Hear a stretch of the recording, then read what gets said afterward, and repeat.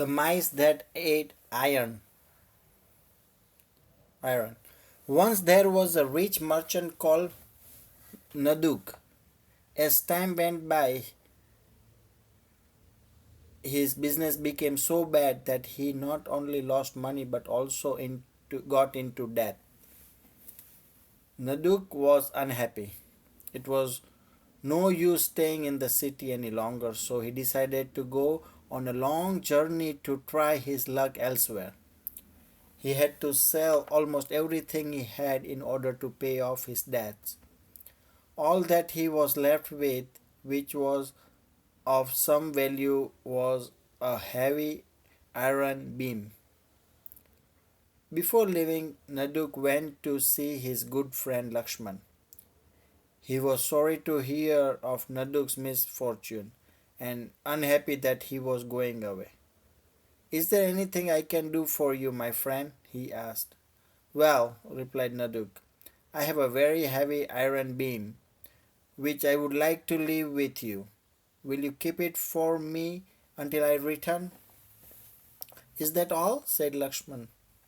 No doubt, I will keep it for you. You can be sure the beam will be quite safe with me. I shall give it back to you whenever you want it. Naduk thanked his friend and went home. A few days later, he left the city. Many years passed. Naduk went far and wide, carrying off his trade. He was lucky, for he did good business and soon he became rich again. He then returned to his hometown with plenty of money. He bought a new house and started new business in a big way. After some time he went to visit his friend Lakshman. Lakshman was glad to see Naduk and welcomed him warmly. They talked of Naduk's travel abroad and his business. Later, as he was about to leave, Naduk said, Now that I am here, may I have my iron beam back? Lakshman looked very worried. He had no intention of returning the beam because he knew it would fetch a good price if he were to sell it. So he said, I don't know how to tell you this. Something bad has happened. I put the beam safely in my storeroom, but now I find that mice have eaten it. I'm really very sorry. Beam of that kind are difficult to get, or I would have bought another for you. Please don't feel bad about it, said Naduk. It was not your fault that the mice ate up my beam. This is just goes to show that nothing lasts forever. As he was leaving, he said, By the way, Lakshman, I have a present for you which I bought during my travel. Will you ask your son Ramu to come home with me? I will send it back with him. Lakshman felt very guilty. Not only had he got away with his lie, but Naduk seemed to believe him.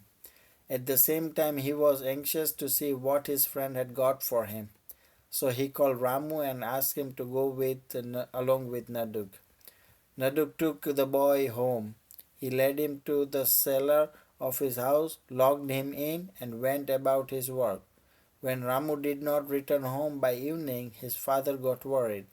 He went to Naduk and asked him where the boy was. Something terrible happened. When we were on our way here, replied Naduk, a hawk swooped down and carried him off before I could do anything. That is a lie, shouted Lakshman. How can a bird carry off a 15-year-old boy? A quarrel started between Naduk and Lakshman.